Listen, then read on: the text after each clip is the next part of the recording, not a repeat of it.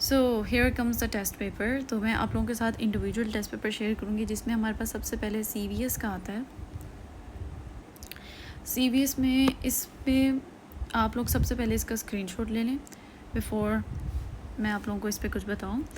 आपने सब test papers का ना स्क्रीनशॉट ले लेना है, उसको समझना है कि बाद में आप लोगों ने ख़ुद को मास्टर करना है। मैं सबको एक्सप्लेन नहीं करूँगी, लेकिन किसी एक का थोड़ा बहुत मैं आप लोगों को आइडिया देती जाऊँगी।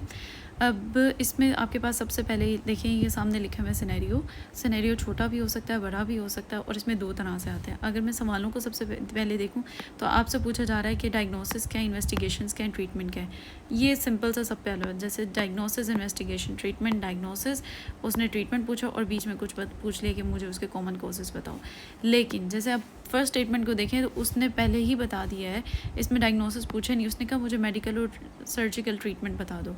और इसमें अगर हम सिनेरियो को थोड़ा सा देख लें, डायबिटिक मेल है, स्मोकर भी है, और उस चेस्ट पेन के साथ है, ECG ने बता दिया MI है। ये नहीं कि ये वाला सवाल आपके पास ऑलरेडी डायग्नोस्ड है।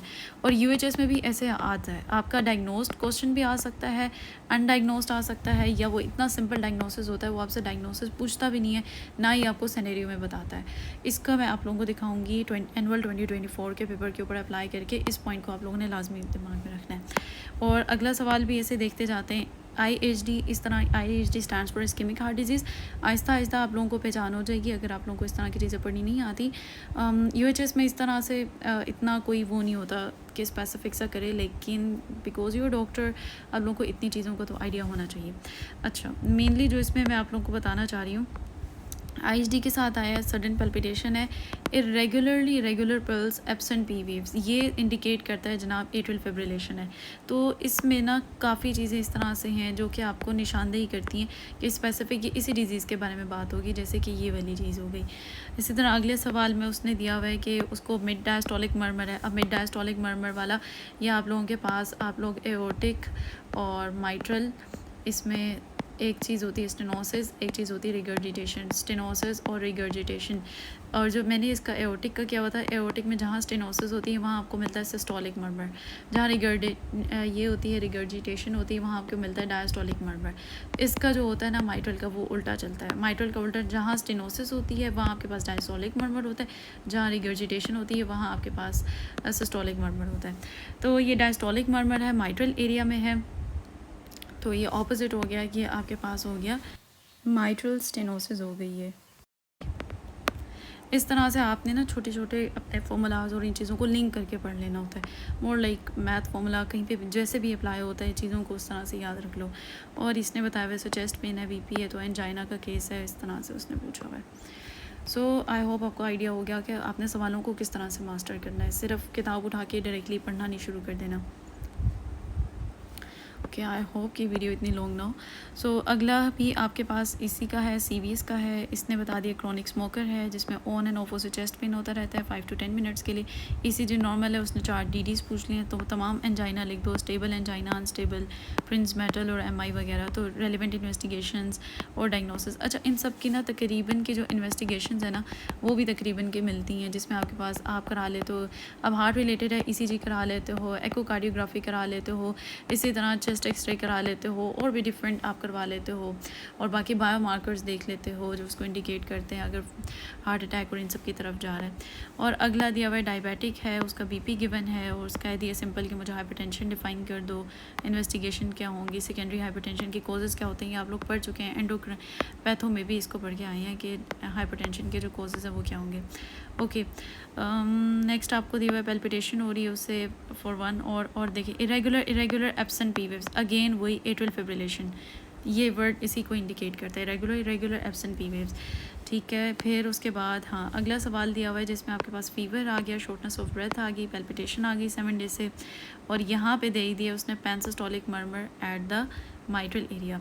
अब अपार्ट फ्रॉम आपने मर्मर को देखने के अलावा आप यहाँ देखिए जो इंडिकेट करे उसे बुखार है, शॉर्टनेस ऑफ ब्रेथ है और पैल्पिटेशन है। ये सब इंडिकेट करते हैं इन्फेक्टिव एंडोकार्डाइटिस। रूमेटिक फीवर और इन्फेक्टिव एंडोकार्डाइटिस, इनके जो शॉर्ट पॉइंट्स हैं जिसमें आपके पास एक में जोन्स क्राइटेरिया आ जाता है, आप लोग पैथो में भी पीछे पढ़ के आए हैं।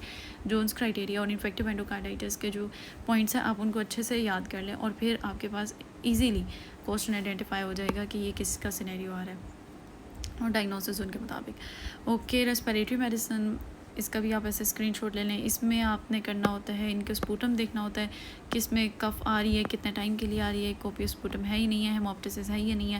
हेमोप्टिसिस मेनली निमोनिया में आ जाता है। इसी तरह आपके पास एक ब्रेथ साउंड्स पे चीज़ हो जाती है।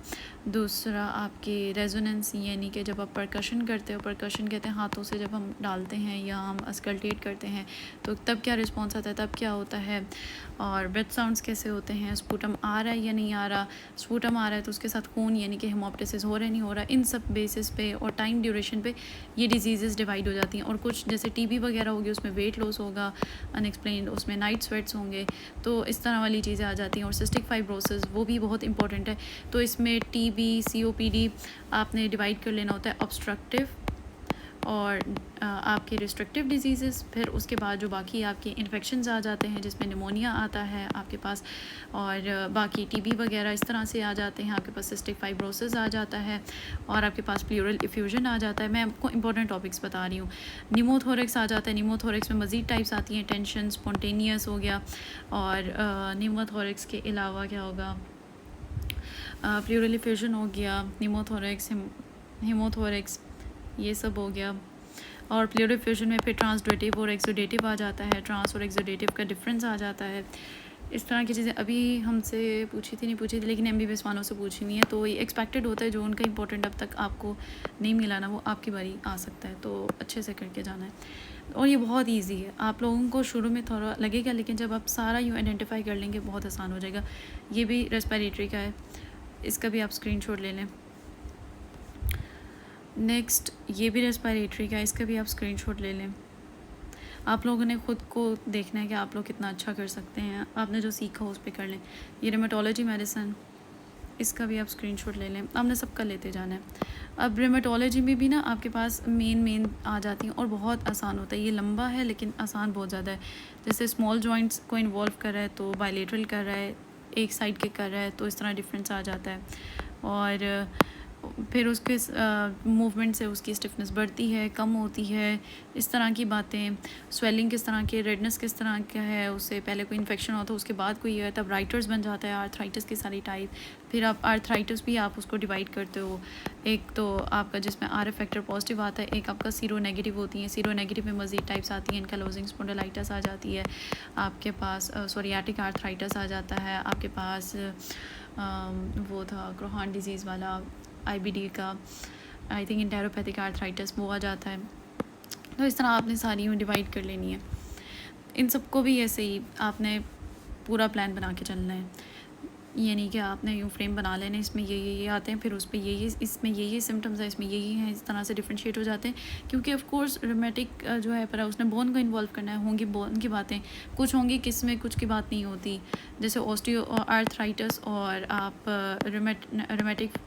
रोमेटाइड आर्थराइटिस को देखेंगे तो ये बायलेटरल होगा, ये आपका एक साइड का होगा, ये स्मॉल जॉइंट्स को करेगा। उसके अलावा स्मॉल के अलावा आपसे वाइवा सवाल ये भी पूछा जाता है कि क्या सिर्फ स्मॉल जॉइंट्स को करता है, इसके अलावा बिग जॉइंट्स को करता है। तो हाँ, ये आपके सर्वाइकल को इन्वॉल्व करता है, लंबर वगैरह के रीजन को इन्वॉल्व नहीं करता। और इसी तरह ऑस्टियोआर्थराइटिस पे आ जाता है। और ये आपके पास लेट जो डिप होता है उनको इन्वॉल्व नहीं करता, यानी डिस्टल इंटरफेरेंशियल जॉइंट को नहीं करता, जबकि ये करता है। तो इस तरह से कुछ डिफ्रेंशिएटिंग पॉइंट्स आ जाते हैं। वाइवा में ट्रिक करने के लिए आप लोगों को पूछ लिए जाते हैं और सवालों में भी इस तरह दिए होते हैं। ओके, न्यूरो का CNS, इसमें भी ट्रिकी पार्ट आता है। इसमें मैं आपको एक सवाल का बता दूं, यहाँ मुझे नज़र आ रहा है जो गुइllain-Barré सिंड्रोम GBS होता है, इसमें बेबिंस्की साइन नेगेटिव एरिफ्लेक्सिया, ये बच्चों को बहुत कंफ्यूज करता है समाइस्थेनिया ग्रेविस के साथ। यहाँ पे इस तरह से नहीं है, इधर भी चलें ठीक है नेगेटिव लिखा हुआ है। आगे जाके यही सेम सिनेरियो जो यहाँ दिया हुआ है ना, आगे जाके सेम ऐसा ही गिवन होगा, उसको आप लोगों ने देखना है। सिर्फ स्लाइड से डिफरेंस था, पूरा का पूरा सिनेरियो सेम था, सिर्फ आगे जाके फ़र्क था। खैर, ये न्यूरो के MCQs जो कि जोट डाउन किए हुए हैं। देन एंडो, इसमें हीमाटोलॉजी, एनवायरनमेंट पूरा सारा सेम है। इसमें जो ये पहला वाला आप लोगों के पास है, ये कुशिंग सिंड्रोम से बता रहा है कि ये एंडो का है। ये आपके पास हीमाटोलॉजी यानी ब्लड का है, ये भी ब्लड का है। ये आपके पास इमरजेंसी का है सवाल।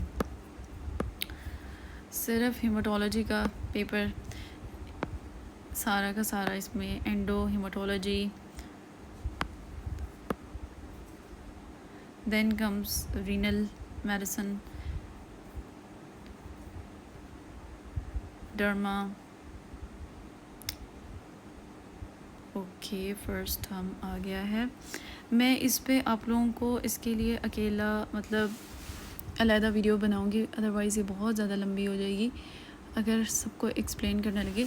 लेकिन चूँकि CVS का रीसेंट टेस्ट आने वाला था बच्चों का, जो ये वीडियो देख रहे होंगे, ये सवाल जो आप लोगों के पास है, फर्स्ट क्वेश्चन अगर हम देख लें। ओके, क्यों नहीं हो रहा? ओके, इस तरह से पढ़ लेते हैं। एक्सट्रीमिटी पे 5 महीने से उसको एडिमा हुआ है। IHD यानी ischemic heart disease, uncontrol hypertension है। फिजिकल एग्जामिनेशन में जुगुलर वेनस पल्स है, sternal notch, inspiratory crackles both lungs में। तो ये कंजस्टिव हार्ट फेलियर होगा क्योंकि इसमें राइट और लेफ़्ट दोनों हार्ट फेलियर के होंगे, तो ये कंजस्टिव हार्ट फेलियर है। दूसरा 19 ईयर ओल्ड फीमेल टीचर हैं जिनको डिस्पनिया है 3 मंथ से।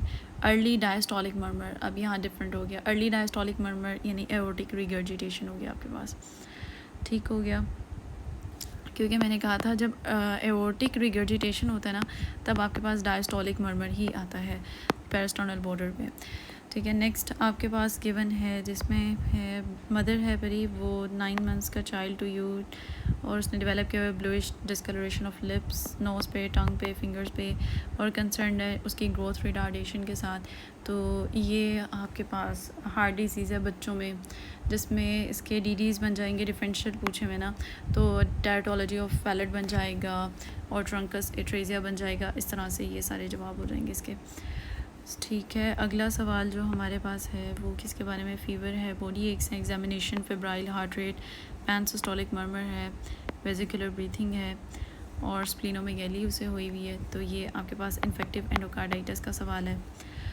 नेक्स्ट इंटरमिटेंट फीवर है, कफ है, प्रोडक्टिव येलो। अब ये कफ और स्पूटम की बातें आ गई, तो ये आपके पास आपका सिनेरियो बनेगा उसका रेस्पिरेटरी का, जो कि TB को इंडिकेट कर रहा है, ठीक है। नेक्स्ट हमारे पास नीचे हो, जो सेलेक्ट क्यों नहीं हो रहा? ओके, सेलेक्ट हुआ है, ठीक है। तो ये वाला आपका TB का हो गया। Next drowsy field, signs of dehydration है, deep rapid breathing, renal function, creatinine, sorry ये तो मैंने TB इसका किया है, ये मैंने मिस कर दिया। प्रोडक्टिव कोपियस प्रोलन, इंटरमिटेंट हेमोप्टिसिस हो रही है उसे, इस तरह से। खैर फ़िलहाल CVS का कर लेते हैं, आगे फिर मैं मज़ीद बता दूँगी। ये जो 2 सवाल हैं ये आपके इसके हो गए, ये वाला भी रेस्पिरेटरी का है। और क्वेश्चन नंबर 7 भी देख लेते हैं। ये किडनी का सवाल है, रीनल फंक्शन वाला। और इसका, हाँ मुझे याद है, इसका थोड़ा ट्रिकी से था, सर ने इसका सिस्टिक फाइब्रोसिस कराया था। ये ट्रिकी सवाल है, ठीक है। ओके, नेक्स्ट आखिरी सवाल, कंप्लेनिंग एब्डोमिनल बाइलेटरली, ये भी किडनी का सवाल है। ओके, सो जो लोग अभी CVS का टेस्ट तैयार कर रहे थे, तो ये फर्स्ट 3 क्वेश्चंस हैं, इनको आप देख लें, इनके आंसर्स मेंशन है। हाँ, ये जो सवाल मुझे नज़र आ गया माइस्थेनिया ग्रेविस वाला, इसमें बेमेंस्की साइन नेगेटिव, ठीक है, और बाकी सब भी सारा सेम है। ये आपको बहुत ज़्यादा कंफ्यूज करता है कि GBS का है या माइस्थेनिया ग्रेविस है, तो ये ट्रिकी सा है। ओके, नेक्स्ट इसके MCQs हो गए। नेक्स्ट